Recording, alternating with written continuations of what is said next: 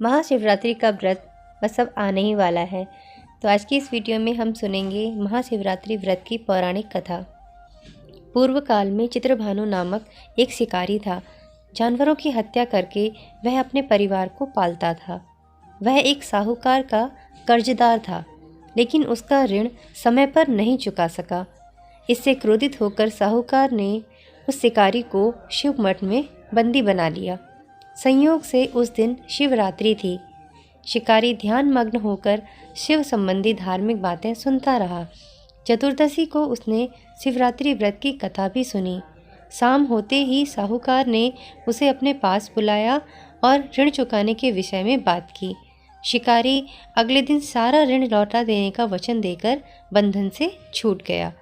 अपनी दिनचर्या की भांति वह जंगल में शिकार के लिए निकला, लेकिन दिन भर बंदी गृह में रहने के कारण वह भूख प्यास से व्याकुल था, परेशान था। शिकारी अपना शिकार खोजता हुआ बहुत दूर निकल गया। जब अंधकार हो गया तो उसने विचार किया कि रात जंगल में ही अब बितानी पड़ेगी। वह वन में एक तालाब के किनारे एक बेल के पेड़ पर चढ़कर रात बीतने का इंतजार करने लगा। बिल्व वृक्ष के नीचे यानी बेलपत्र के वृक्ष के नीचे शिवलिंग था, जो बिल्व पत्रों से ढका हुआ था। शिकारी को इस बात का पता नहीं था। पड़ाव बनाते समय उसने जो टहनियाँ तोड़ी वे संयोग से शिवलिंग पर गिरती चली गईं। इस प्रकार दिन भर भूखे प्यासे शिकारी का व्रत भी हो गया और शिवलिंग पर बिल्व पत्र भी चढ़ गए। एक पहर रात्रि बीत जाने पर एक गर्भिणी हिरणी तालाब पर पानी पीने पहुंची। शिकारी ने धनुष पर तीर चढ़ाकर ज्यों ही प्रत्यंचा खींची। हिरणी बोली, मैं गर्भिणी हूँ, शीघ्र ही प्रसव करूँगी। तुम एक साथ दो जीवों की हत्या करोगे, जो बिल्कुल भी ठीक नहीं है। मैं बच्चे को जन्म देकर शीघ्र ही तुम्हारे पास प्रस्तुत हो जाऊँगी, तब मुझे मार लेना। शिकारी ने अपने धनुष की प्रत्यंचा ढीली कर दी और हिरणी जंगली झाड़ियों में लिप्त हो गई। प्रत्यंचा चढ़ाने तथा ढीली करने के वक्त कुछ बिल्व पत्र जो उस वृक्ष में थे वे अनायास ही टूटकर शिवलिंग पर गिर गए। इस प्रकार शिकारी से अनजाने में ही प्रथम पहर का पूजन भी संपन्न हो गया। कुछ ही देर बाद एक और हिरणी उधर से निकली। शिकारी की प्रसन्नता का ठिकाना नहीं रहा। उसे खुशी हुई कि चलो दूसरा शिकार तो अब आ गया। समीप आने पर उसने धनुष पर फिर बाण चढ़ाया। तब उसे देखकर वो दूसरी हिरनी ने विनम्रता पूर्वक निवेदन किया कि हे शिकारी, मैं थोड़ी देर पहले ऋतु से निवृत्त हुई हूँ, अपने प्रिय की खोज में भटक रही हूँ। मैं अपने पति से मिलकर शीघ्र ही तुम्हारे पास आ जाऊँगी। शिकारी ने उसे भी जाने दिया। 2 बार शिकार को खोकर अब शिकारी का माथा ठनक गया। वह चिंता में पड़ गया। रात्रि का आखिरी पहर बीत रहा था। इस बार भी धनुष से लगकर कुछ बेलपत्र शिवलिंग पर जा गिरे तथा दूसरे प्रहर की पूजन भी संपन्न हो गई। तभी एक अन्य हिरणी अपने बच्चों के साथ उधर से निकल रही थी। शिकारी के लिए यह बहुत ही ज़्यादा स्वर्णिम अवसर था। उसने धनुष पर तीर चढ़ाने में बिल्कुल भी देर नहीं लगाई। वह तीर छोड़ने ही वाला था कि हिरणी बोली, हे शिकारी, मैं इन बच्चों को इनके पिता के हवाले करके लौट आऊँगी। इस समय मुझे मत मारो। शिकारी हंसा और बोला, सामने आए शिकार को मैं कैसे छोड़ दूं? मैं ऐसा मूर्ख नहीं हूँ। इससे पहले भी मैं 2 बार अपना शिकार खो चुका हूँ।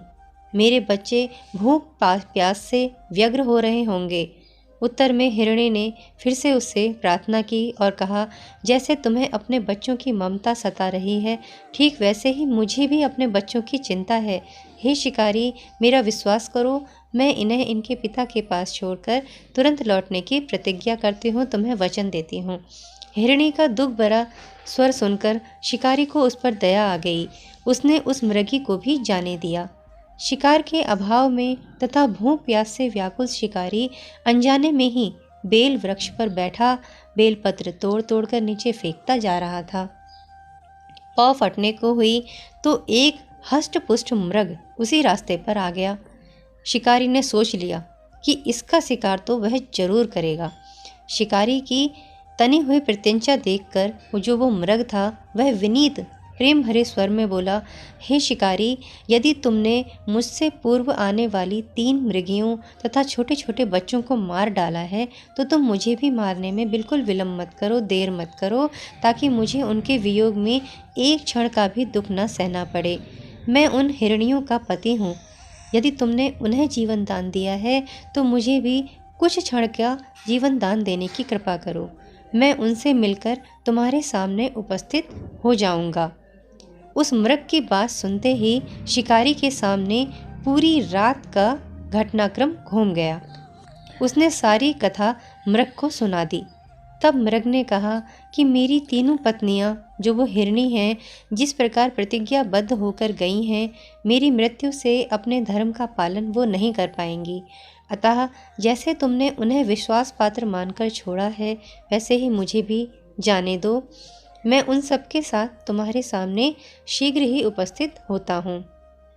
शिकारी ने उसे भी जाने दिया। इस प्रकार प्रातः हो गई। उपवास, रात्रि जागरण तथा शिवलिंग पर बेलपत्र चढ़ने से अनजाने में ही शिवरात्रि की पूजा शिकारी के द्वारा पूर्ण हो गई। पर अनजाने में ही की हुई पूजन का परिणाम उसे अति शीघ्र मिला। शिकारी का हिंसक हृदय निर्मल हो गया। उसमें भगवत शक्ति का वास हो गया। थोड़ी ही देर बाद वह मृग परिवार शिकारी के समक्ष उपस्थित हो गया ताकि वह उनका शिकार कर सके। किंतु जंगली पशुओं की ऐसी सत्यता, सात्विकता एवं सामूहिक प्रेम भावना देखकर शिकारी को बड़ी ग्लानि हुई। उसने मृग परिवार को जीवनदान दे दिया। अनजाने में शिवरात्रि के व्रत का पालन करने पर भी शिकारी को मोक्ष की प्राप्ति हुई। जब मृत्यु काल में यमदूत उसके जीव को ले जाने आए तो शिवगणों ने उन्हें वापस भेज दिया तथा शिकारी को शिवलोक ले गए। शिवजी की कृपा से अपने इस जन्म में वह राजा चित्रभानु अपने पिछले जन्म को याद रख पाया तथा महाशिवरात्रि के महत्व को जानकर उसका अगले जन्म में भी पालन कर पाया। तो इस प्रकार राजा चित्रभानु को अपने पुनर्जन्म की पहले की पूरी कथा, महाशिवरात्रि का महत्व याद था। शिव कथा हमेशा यह संदेश देती है। शिकारी की कथा अनुसार महादेव तो अनजाने में किए गए व्रत का भी फल दे देते हैं, पर वास्तव में महादेव शिकारी की दया भाव से प्रसन्न हुए। अपने परिवार के कष्ट का ध्यान होते हुए भी शिकारी ने मृग परिवार को जाने दिया। यह उसकी करुणा ही थी। यह करुणा ही वस्तुतः उस शिकारी को उन पंडित एवं पुजारियों से भी उत्कृष्ट बना देती है, जो कि सिर्फ रात्रि जागरण, उपवास एवं दूध, दही, बेलपत्र आदि द्वारा शिव को प्रसन्न कर लेना चाहते हैं। इस कथा में सबसे महत्वपूर्ण बात यह है कि इस कथा में अनजाने में किए हुए पूजन पर विशेष बल दिया गया है।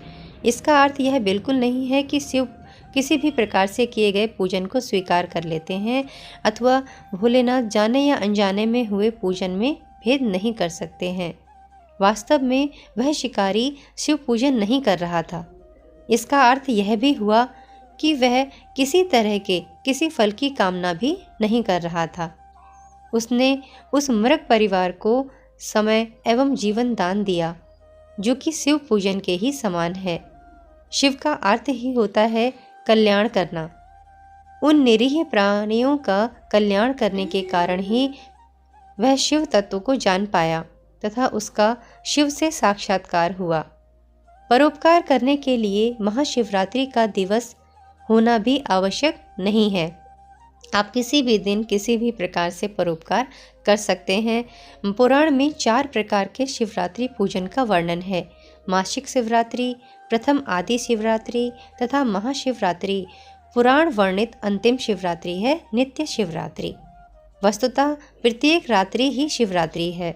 अगर हम उन परम कल्याणकारी आशुतोष भगवान में स्वयं को लीन कर दें तथा कल्याण मार्ग का अनुसरण करें, वही शिवरात्रि का सच्चा व्रत होता है। तो कैसी लगी आपको आज की वीडियो में सुनाई गई महाशिवरात्रि की ये कथा। कमेंट करके बताना, बेल आइकन को दबाना मत भूलना। इसी तरह की और वीडियोस को देखने के लिए, कथा कहानियों को सुनने के लिए चैनल को सब्सक्राइब करें। जल्दी ही मिलते हैं एक नए वीडियो के साथ। तब तक के लिए आप सभी का धन्यवाद और महाशिवरात्रि की ढेर सारी हार्दिक शुभकामनाएं।